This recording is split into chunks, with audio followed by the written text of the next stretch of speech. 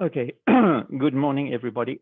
And having finished our discussion about animal structures and diversity, that's things, let's move on to talking about some specific animal groups and some of their characteristics. Unfortunately, this is really just a survey, so I can only just briefly refer to some of the characteristics of these groups. But if you're interested, there is much more information in your textbook. And also, of course, there are just thousands of other resources for you.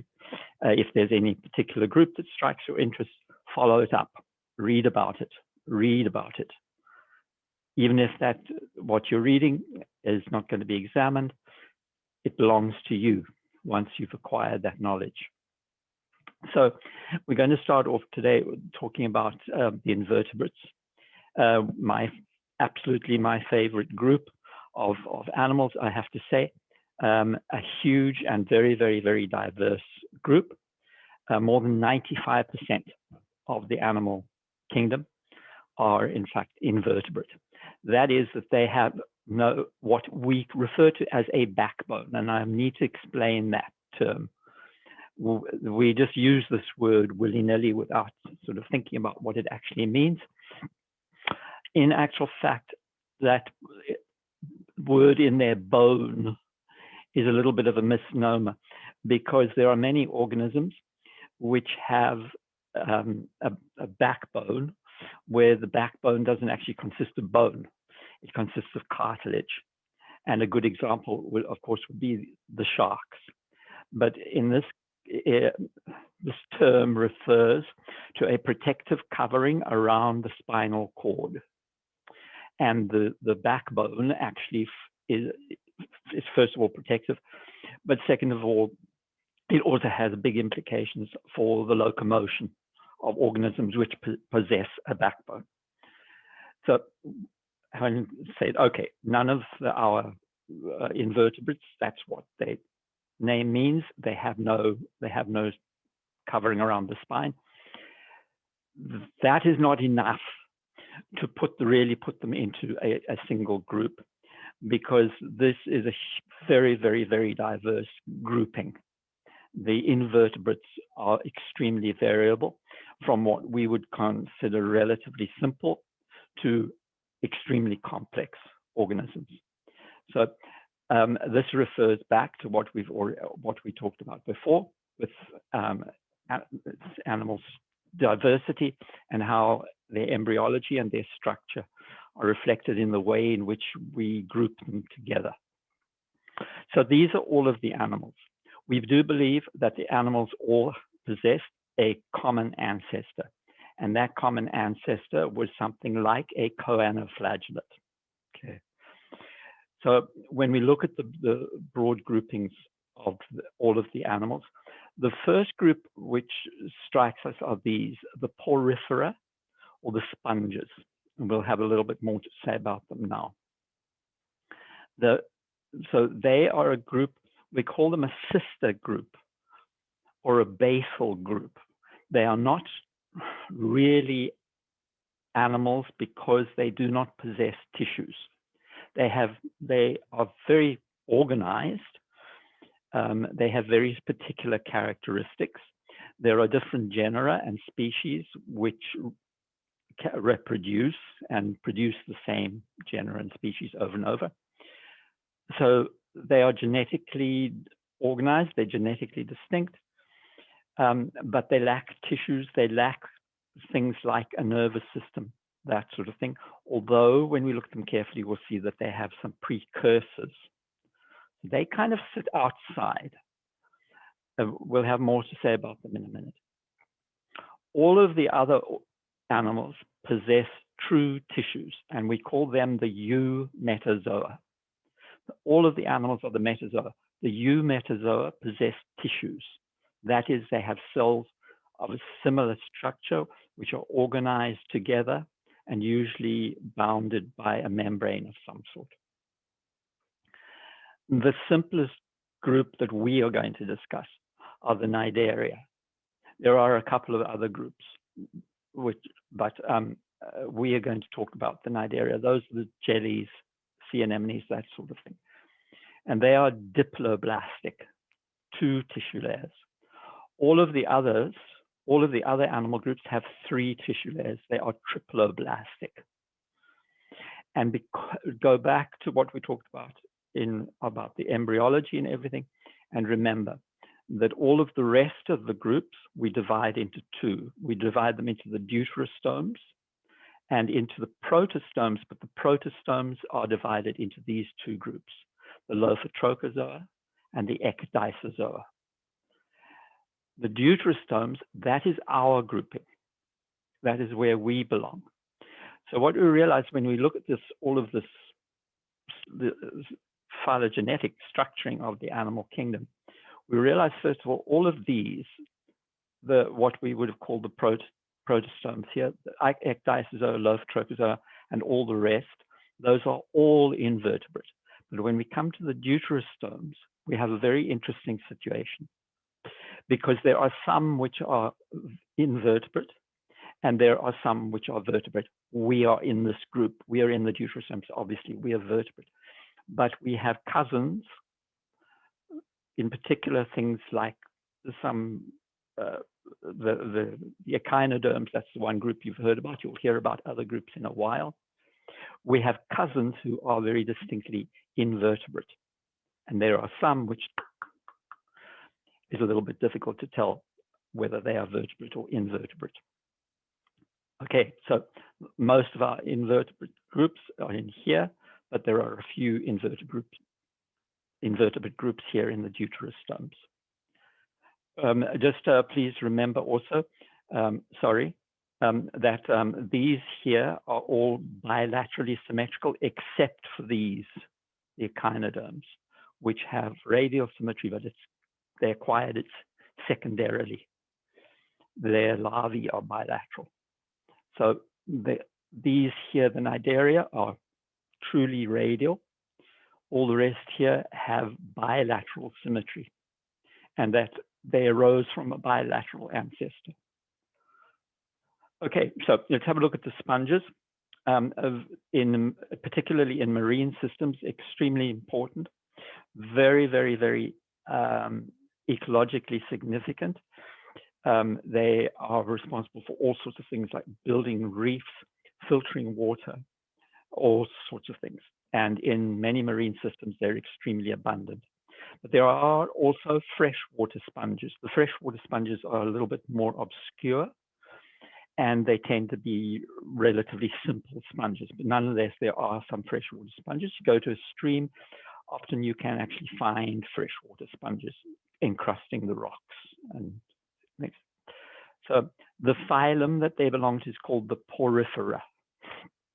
And that is their proper name. The Porifera get to learn these names. It's important that you get the proper scientific designations of these organisms in your brain. The sponges are sedentary. They're fixed to the substrate, although some of them have a larval form, which is motile in the water briefly. And they are suspension feeders. They capture food particles in the water as they pass by them. And most of them, with some exceptions, most of them are filter feeders. They filter that suspended material out of the water and feed on that. So characteristically, they lack true tissues. They don't have true organs. They may, in fact, be very, very organized. Here is what is referred to as a simple sponge. That is an actual term, simple sponge, because there are others which are much more complicated. And I'll just briefly mention why. Here's one here. These are also called the vase sponges because the body form is like this. It's like a vase, and it has a wall around it, and it has an opening here. And that opening is called the osculum. Now, when we look at these, the wall is perforated, and it is perforated so that water can be drawn in through the sponge wall into here, and then it is expelled here. And the most important cells for feeding are these cells here, which are called the choanocytes. And the choanocytes, just look at them and recognize what they are. They look just like choanoflagellates. They are very, very similar. If you separate one of these off, which you can do, they are virtually indistinguishable from choanoflagellates that swim freely in the water. It looks very much as if at some point in evolutionary history, choanoflagellates began to get together and become more and more complex, and an ancestor arose which gave rise to the sponges and to other animal groups. So the choanoflagellates, the choanocytes, they're called in the sponges, they beat to pull water in, and they actually perform the filtration here. And they cooperate with other cells. Here's one here called an amoebocyte. And the amoebocytes actually acquire food particles, food material from the choanocytes and distribute it throughout the sponge. The cells feed one another effectively. Sponges generally reproduce asexually. And there are several ways in which they can fragment. They can also produce little bundles of cells which they release, which can form new sponges. But some do, in fact, reproduce sexually as well. They have their egg and sperm produced, which are fertilized in the water column and form a larva, which briefly swims around, then settles down to form a new sponge. So these are organisms which are loosely organized. There are no tissues, but you see that they actually they are organized very, very much. And they have some other characteristics. For example, in many of them, they are able to move. The walls can contract and pull down if they're disturbed, for example. And I'll give you another example in a minute. This is a simple sponge. That is, it just has the wall with pores going through into the central cavity in the middle here. And but in other sponges, they become much more complex, and many sponges are in fact solid. Sponges are built around a skeleton. It's an inanimate skeleton of protein fibers. And many sponges, in addition, deposit elaborate spicules. They're thorny, sharp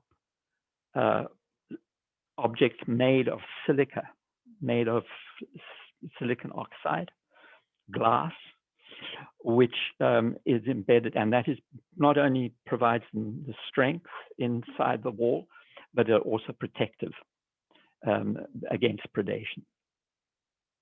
Now, some sponges are extremely complex, and they can be very, very organized. This here is a predatory sponge. It actually feeds on fish. And the fish, this is the sponge body here, and it has these elaborate extensions here, which consist of various things, but the most important thing is they have spicules in them, things made of silicon with barbed hooks, and fish swimming into them get trapped. And they can then contract, kill the fish, and digest it. There are several sponges which have various predatory mechanisms. So simple as they are, they can be extremely well organized and quite elaborate. It's wrong to think of them as just being a blob. They're not. Contained in all of these processes lie the roots of things like the muscle cells. They don't have muscle cells, but cells cooperate to perform movement. They don't have nervous system, but cells, when stimulated, can convey information to the cells around them. So in the sponges, when we look at them, we see the roots of many of the systems which true animals do have. So that's the porifera. That's unfortunately all I can say about them. Our next group that we're going to all of the rest that we're going to talk about are eumetazoans, true animals. And they are animals which have true tissues. And in addition, they all have attributes like a nervous system, muscle cells, those sorts of things. So the cnidarians are regarded as a primitive group of eumetazoans for various reasons. First of all, we do have traces of cnidarians very, very early on in the fossil record. In fact, in the Ediacaran, there were already cnidarians. The second reason that we regard them as being relatively primitive is that they only have two tissue layers. They are diploblastic. They have an outer tissue layer and an inner tissue layer. We've already mentioned that when we talked about animal structure. But within the cnidaria, there are many, many body forms, but they all preserve that basic structure. So let's have a look here. This is what we would call a polyp form. And if you want to think about it, think about sea anemones, for example. Corals as well also have this form, although it's much more elaborate. They are colonial, but they have this basic polyp form. And this is the structure here. Here's the outer tissue layer. That's the epidermis. And that is the ectoderm. In the embryo, that would be the ectoderm. The ectoderm in the adult forms the epidermis.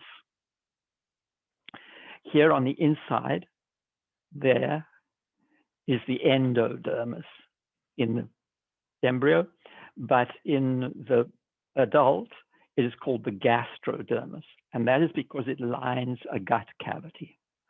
But in all of the cnidarians, the gut cavity is blind. It is called an incomplete gut. There is a mouth, but there's no anus. So digested foods, the wastes, everything else have to be spat out of the mouth, as well as food being taken in. This is not advantageous compared to a complete gut. A complete gut is much more advantageous. This basic tube form is elaborated because, for example, in the polyps, there are tentacles which extend out. Now, in between the two layers, the epidermis and the gastrodermis, or the ectoderm and the endoderm, there is a jelly-like layer called the mesoglia. It is not cellular and it is not a tissue. It may have cells in it, but they are not organized as a tissue. Most of it is a jelly-like connective material. In the polyps, it's not very extensive. It's quite thin. And the polyps, there is maybe an elaborate musculature. There is a nervous system, which is a nerve net. There is no brain. There are no centralized ganglions or anything like that. Instead, there is a nerve net, which extends around the whole animal.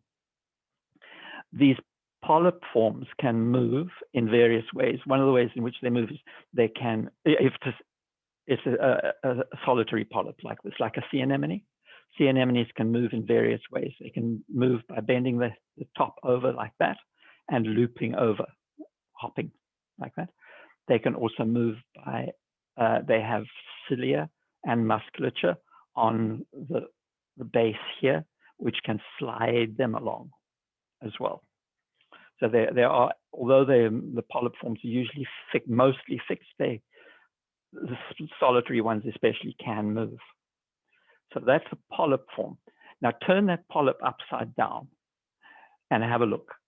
And we end up with this structure, this body structure, which we call a medusa. And again, it's basically the same structure, just upside down like this. Here's the epidermis or the ectoderm. Here's the gastrodermis or the endoderm. And here's the gut cavity there. Here's the mouth.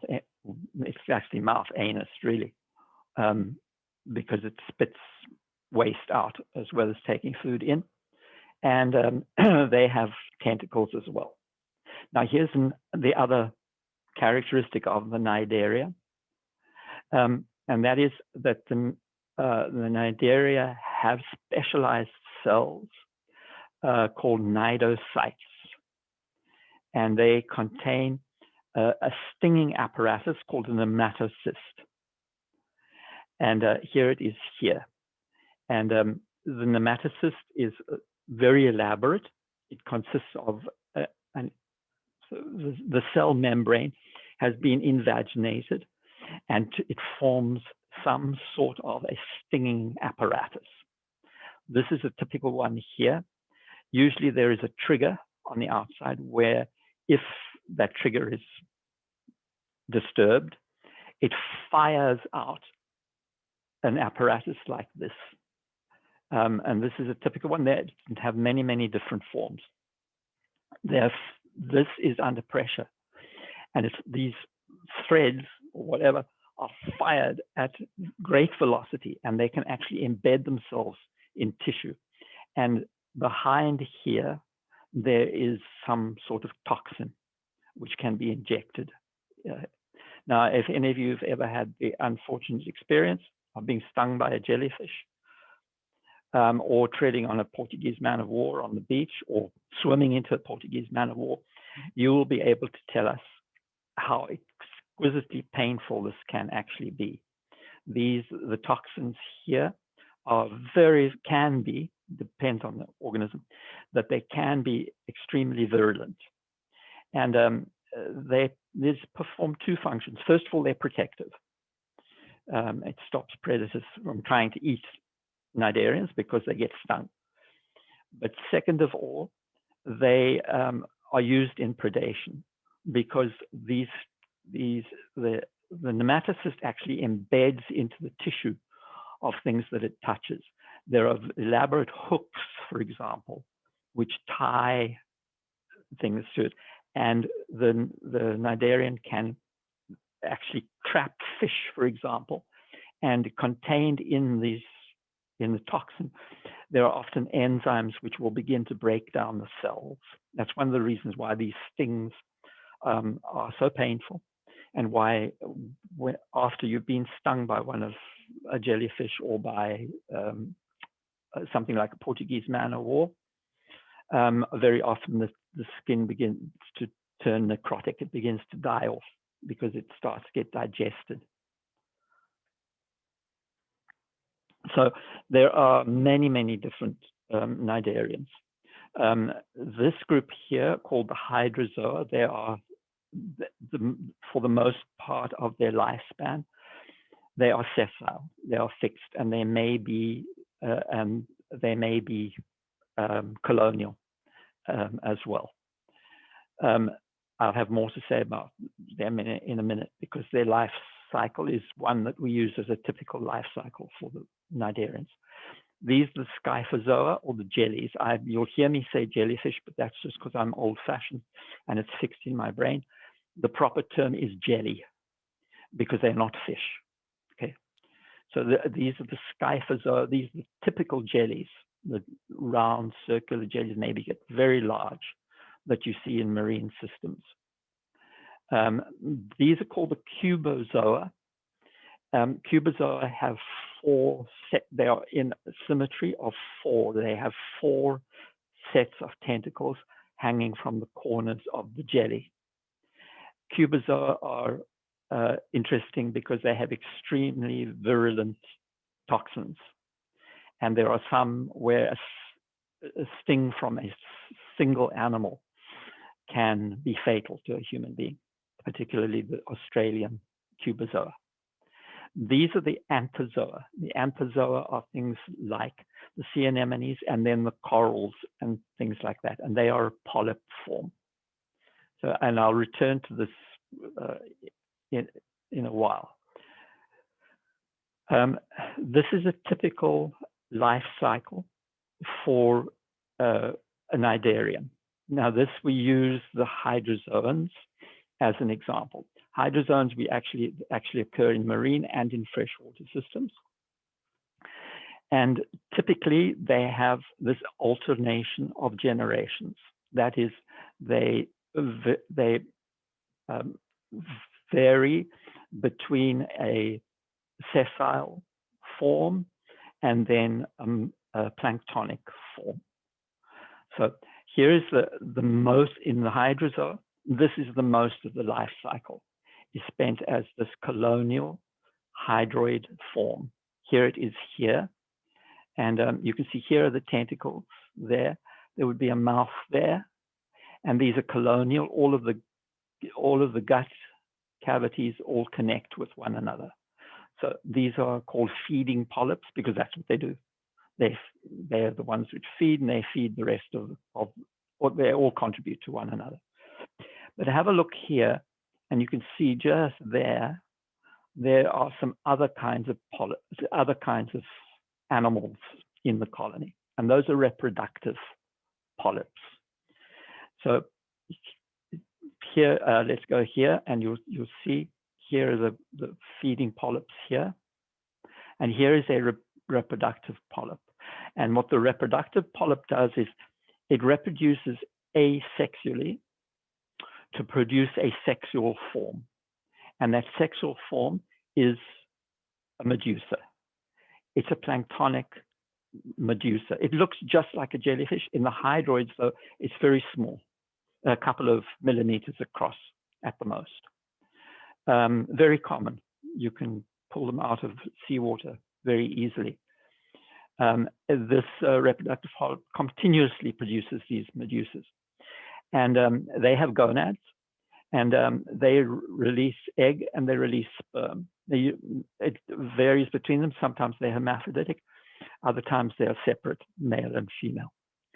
But they undergo meiosis to produce the gametes, and that is the only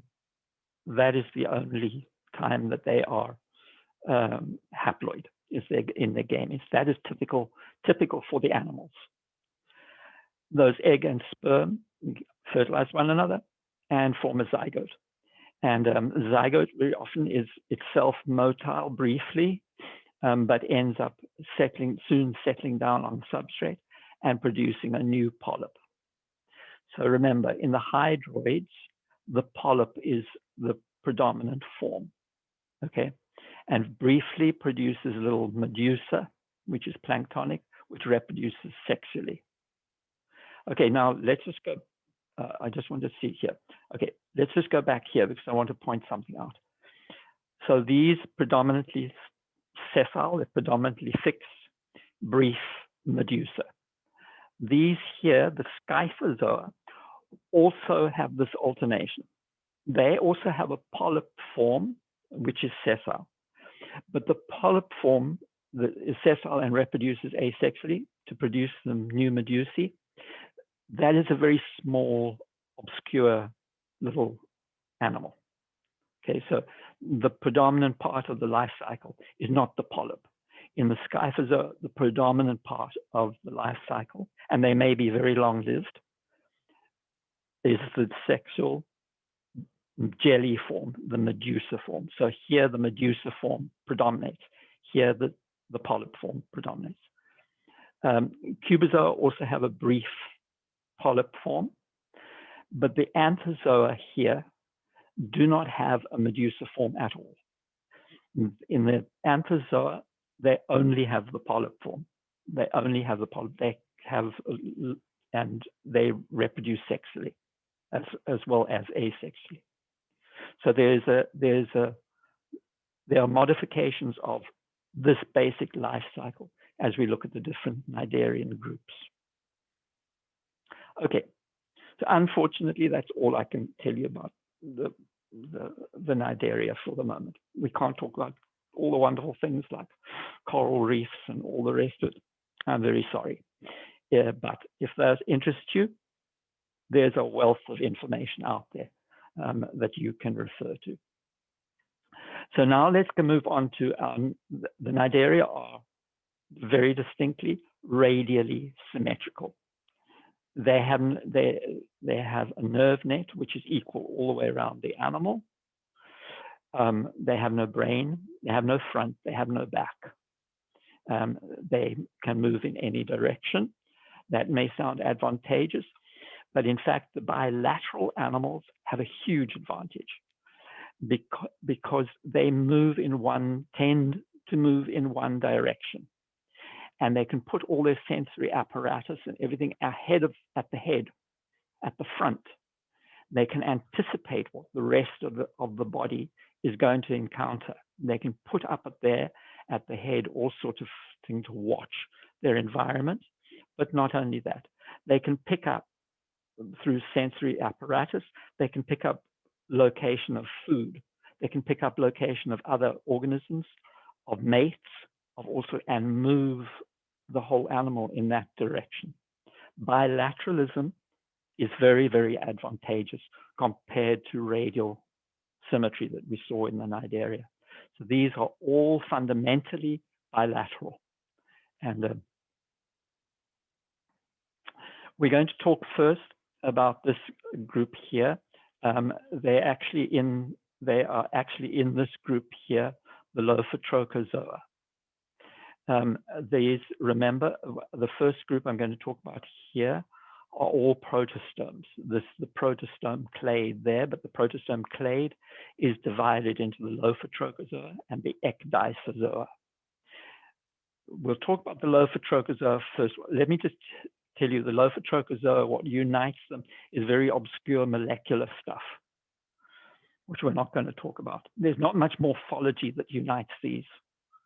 We can see a clear link here in the Ecdysozoa, but we can't see clear link between different groups in the Lophotrochozoa. Nonetheless, they are currently regarded as a distinct clade. The first part of the Lophotrochozoa is this group, the flatworms, or the platyhelminths. And we regard them as being the most primitive because, first of all, they're distinctly bilaterally symmetrical, that's clear, but they are triploblastic. They have 3 body layers.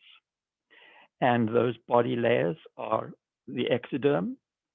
Then on the inside, as the Cnidaria did, they have the endoderm.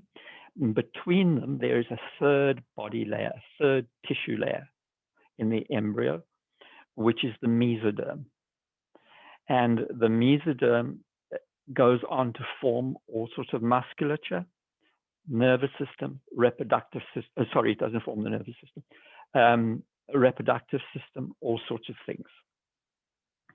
So the mesoderm becomes very, very complex and forms many organ systems.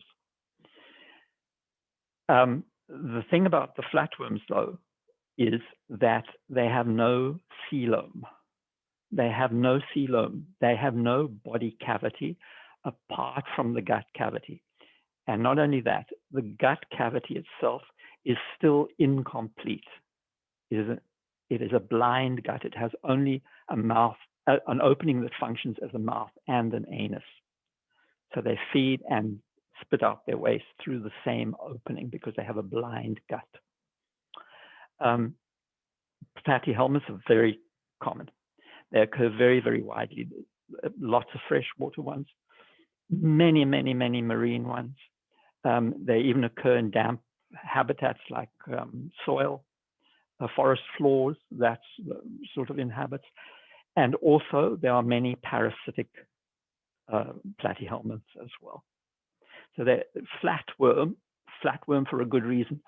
They are flattened from top to bottom. We say that is dorso-ventrally. So they're flattened dorso-ventrally, and that's where they get their name from. They don't have gills or anything like that, but that is one of the reasons why they are flat. It's so they have a big surface area that gases can diffuse through and easily reach the tissues beneath. There's no circulatory system, but they do have primitive excretory systems, which called the protonephridia. That means early kidney, and these cells perform several functions, but they excrete waste, but very importantly, they regulate the osmotic balance of the animal, and they function as primitive kidneys. So we look at those and we see in those cells, we see the early functions of things like the cells that we have in our own kidneys. So here's a marine one. I will tell you the marine platyhelminths, marine flatworms, are often very, very, very beautiful. They can be extremely large, inches in length, all the way down to the small, obscure ones, but often brilliantly, brilliantly colored like this. Very interesting group. Here's a simple freshwater flatworm, and this is the typical flatworm that you would see in lab. This we call a planarian. It's just a generic kind of term, planarian. But it shows us some of the organization of a bilateral animal. And typically here underneath here, there is a little short tube which can extend called the pharynx. Here's the mouth /anus here, and that leads to an elaborate gastrovascular cavity here. You can see these are all branches of the gastrovascular cavity there. In this group, there are 3 branches to the gut. There's one there, and there are 2 behind here. It has a nervous system, and the nervous system is organized so that there is a concentration of nerves into collection here called the ganglia. And look where they are. They're up at the head of things. And one of the features which they interact strongly with are these little eye spots here. These eye spots can't form an image, but they are very sensitive to light and dark. And in general, these organisms are photophobic. So they will go ahead always into dark areas, under rocks, etc. They have, it's not shown here, but they have a very, very elaborate reproductive system. And they reproduce sexually, but they can also reproduce asexually, and they can reproduce by budding off juveniles, usually from the tail area. They're very famous because they regenerate very easily. If they are damaged, they can be cut into small pieces and regenerate whole animals from those cut pieces. So that's a typical planarian. And the same, if you can imagine, the same kind of form, but lacking eye spots and things, and all joined together, animal to animal to animal to animal, you'd have a good idea about the basic structure, for example, of something like a tapeworm, a parasitic form. The parasitic flatworms tend to lose lots of features. They don't have a mouth, for example, but they have a nervous system, and they absorb food from across the body wall, and they usually have a very elaborate reproductive system and a primitive nervous system as well. So that, remember, these are free living, but the tapeworms and things like that are parasitic, but they're also flatworms. So if the flatworms don't have a body cavity apart from the gut, they have no coelom, how is it that we put them into the protostomes, where the protostomes are largely defined by where the coelom comes from? Well, there's 2 answers to that. The first is, if we look at the early embryo of the flatworms, it strongly resembles the rest of the protostomes. But second of all, there's molecular evidence which ties the flatworms to the Lophotrochozoa. They used to sit out on their own. In morphological terms, we used to put them out on their own. But molecular studies tell us that they are here, that they are actually quite closely related to the rest of the Lophotrochozoa. Okay, so there is one giant group in the Lophotrochozoa, which are the mollusks. The mollusks are a hugely diverse, hugely diverse, very, very successful group of animals. many different forms, extremely diverse morphologies, extremely diverse life cycles, and ecological roles and everything else. And the mollusks includes the snails, the slugs, bivalves like the oysters, clams, and then this wonderful group, the cephalopods, which are the octopus and the squids and those sorts of things. Again, I'm sorry. All I can do is just skitter through the group to tell you a little bit about and hope I spark your interest. The vast majority of mollusks are in fact marine, but there are many which are freshwater, and of course you'll know that there are many which are terrestrial as well. So the snails that you see in the garden, for example, and the slugs, those are all mollusks. They are fundamentally soft-bodied animals, but the body is often protected by a shell, by a hard shell. And in the mollusks, that shell is secreted by a special tissue called the mantle. And the mantle is typical of the mollusks, even if they don't have a shell. We can trace the hints of the mantle, even in those which do not have a shell. And the mantle is typical of the mollusks. So here's the very simplest form. This is the primitive mollusk, but we have living mollusks which definitely do have this form. The origins of the mollusks lie right down there at the end of the Ediacaran and then the beginning of the Cambrian. And you suddenly start seeing all sorts of forms in that Cambrian explosion. This is a primitive, simple form. So the first thing, typical of all mollusks, they all have a foot. And here it is here. The foot is a muscular organ.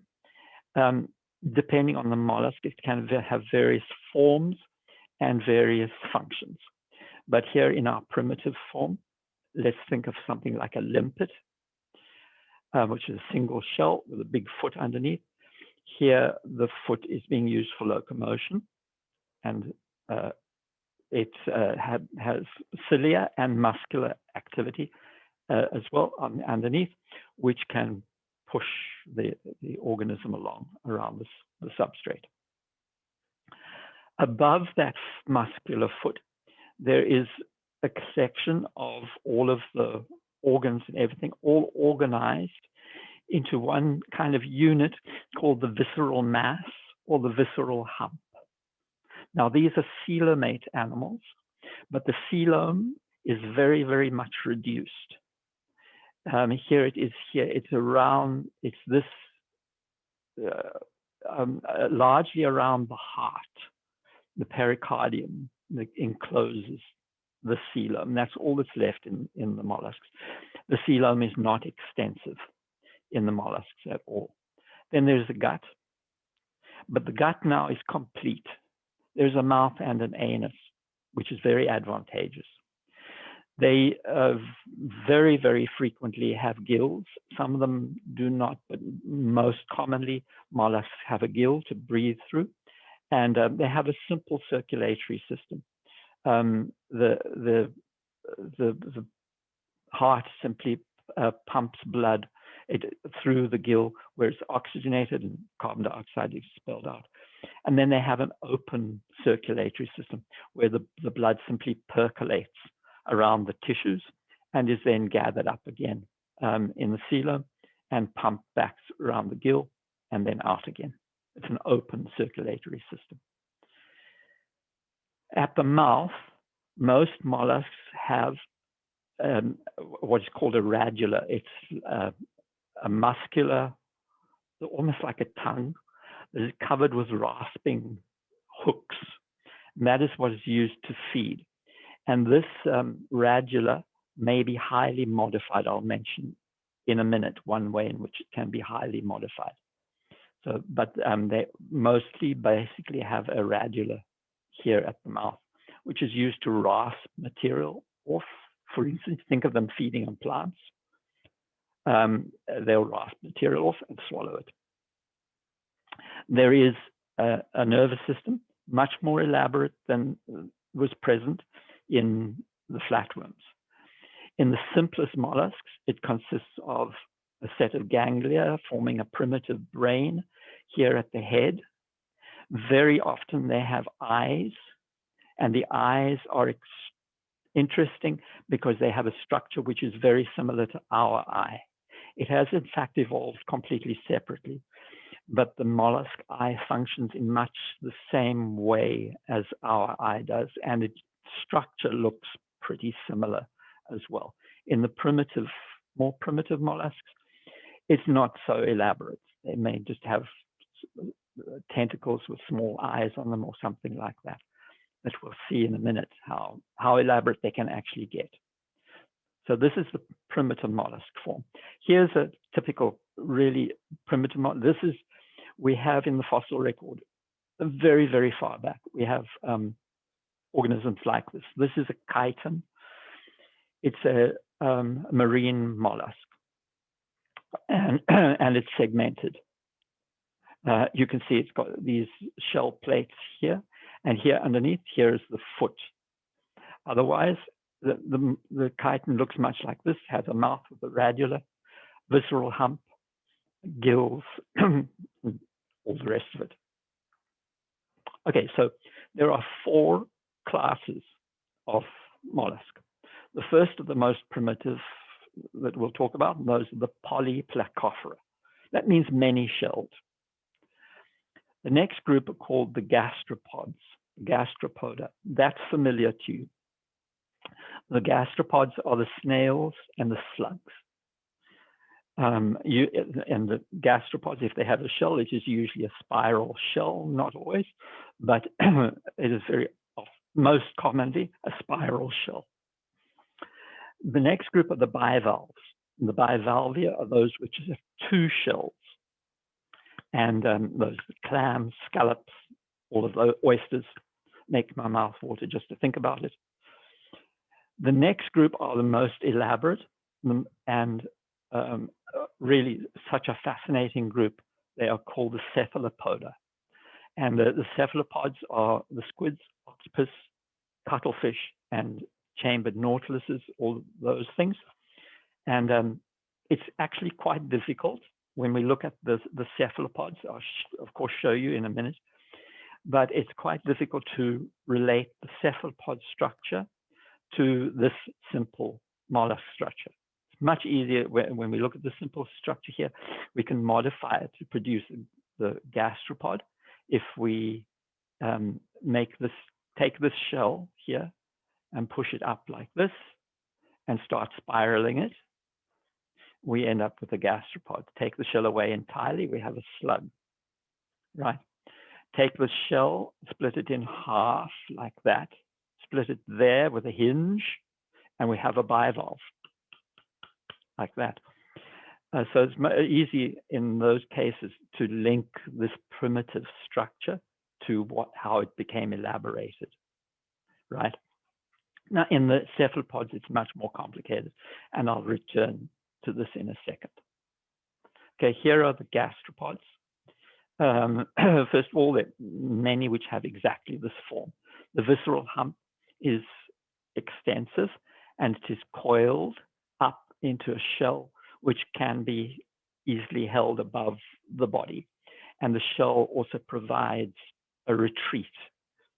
The gastropod can pull its body into the shell for protection. Very often, they have a little lid called an operculum, which they can plug the opening with. Not always, but quite often they do. This is a slug form. The slugs there are various groups of slugs, but they have lost, they're gastropods which have lost the shell. And this is called a nudibranch. This is a marine form. Also, many different nudibranchs, many of them extremely beautiful. I'll tell you one really interesting thing. Many of the nudibranchs feed on things like hydroids. They feed on cnidarians. They feed on things like hydroids and that sort of thing. The hydroids all have stinging cells. Well, the nudibranchs do something really clever. They don't digest those stinging cells. They ingest them without firing them. They ingest them and they move them to all of these extensions here that look like tentacles. They're not really tentacles, but these extensions on the back. They move those stinging cells to these here, and they themselves then become able to sting. And they advertise the fact that they are poisonous by having brilliant colors and things like this. So animals know, don't mess with the nudibranchs. Bite a nudibranch, you're going to get your mouth burned, and you may get it burned really, really badly. We have slug forms on land, for example. They are gastropods as well, but they are not related to the nudibranchs. It's a different branch. This is a typical bivalve. This is a scallop. And again, what has happened is that shell has been divided into and to form these two halves. And those halves enclose the whole body. Let me just, there's one thing I forgot to tell you. Here's the shell. Here is the mantle. You see that blue there? That is the mantle. And the mantle is what secretes the shell. Now in the bivalves, we divide that shell in half and we enclose the whole body here. The bivalves usually have very, very extensive gills. Gills extend all the way around on either side. And the gills in the bivalves are usually used for both respiration, as they are in everything else, but also for feeding. They act as a filter for the bivalves, which collects food from the water column. And the foot in the bivalves is often reduced, but it may still be used for locomotion. But now, instead of being flat like this, it is shaped like this in the bivalves, and it is often used for burrowing. They extend the foot down into the substrate, they expand it, and then pull the rest of the animal down behind. So they still have a foot, they just modify it. So here, this is a scallop. And each of these little blue dots here is an eye. And the eye is structured much like our eye. It has a cornea, an iris, it has a lens, and then behind that, a retina. And they may actually be very good at forming images. In the case of the scallop, it's probably more that it registers things moving over it. The difference in the functioning of the mollusk eye and our eye, what we do is we change the shape of the lens to focus. But in the mollusks, they move the lens back and forth in order to focus. So the eye structure has arisen for the same purpose, and it has much the same structure, but it has evolved from separate means in the mollusks and the rest of the animal kingdom. It's a very complicated question. I have to grossly oversimplify. Nonetheless, just for the moment, just accept these are eyes here, gills on either side here, and in the center here, there is the foot and the mouth. Okay, so let's talk a little bit about the cephalopods. They're such an incredible group. I'll finish off with these. The cephalopods are carnivores. They're universally predatory. And now I'm just going to flip back here to just give you an idea about how we believe they've arisen. They may still, some of them do have shells, but the shell in most cases has become internalized. Some of them do have a shell. Many of them do not. Many of them have lost the shell. Just think about an octopus for a minute, and we'll think about that form. Okay, let's take our octopus.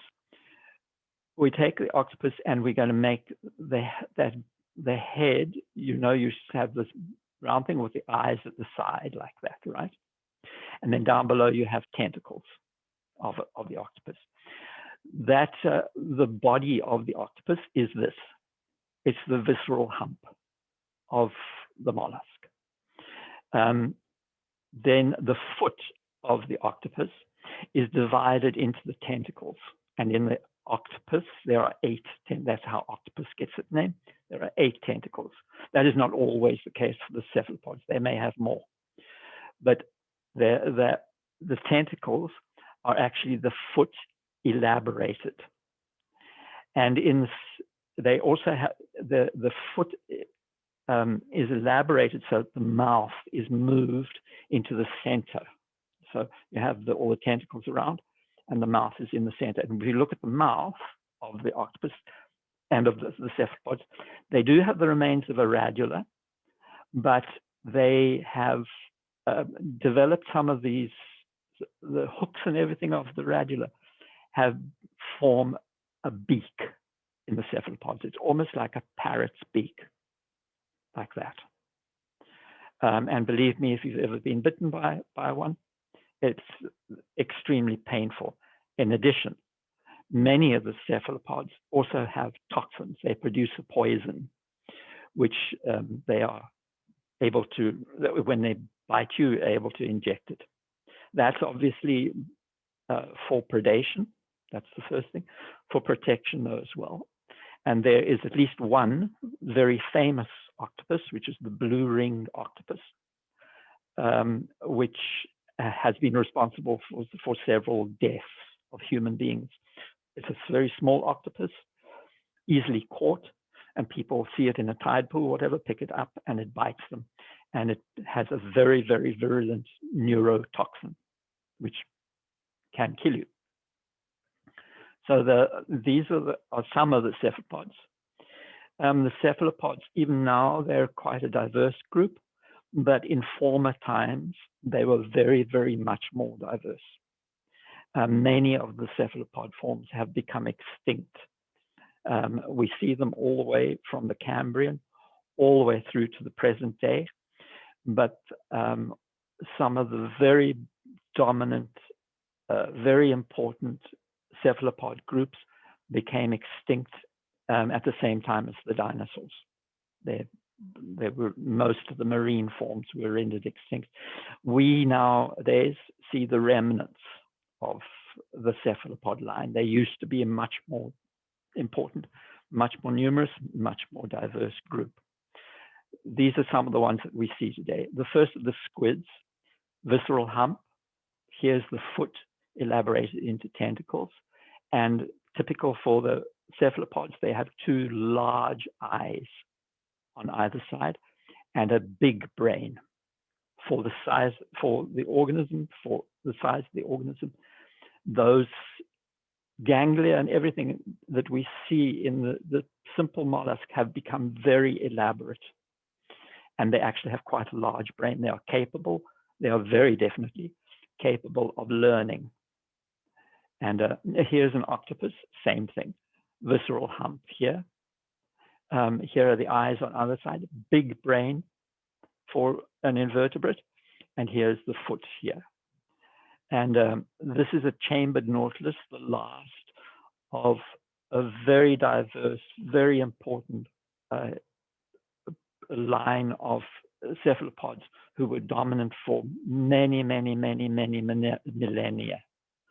And these are the last remnants left over from the extinction 65 million years ago. All of these locomote, they swim through the water by jet propulsion. They take water in and spit it out through a siphon. So they move by jet propulsion. The octopus locomotes very, very well across the substrate using its tentacles. These are suspended, both squid and chambered nautilus are suspended in the water column.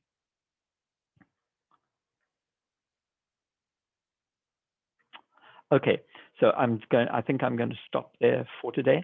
and then we'll carry on with this next time.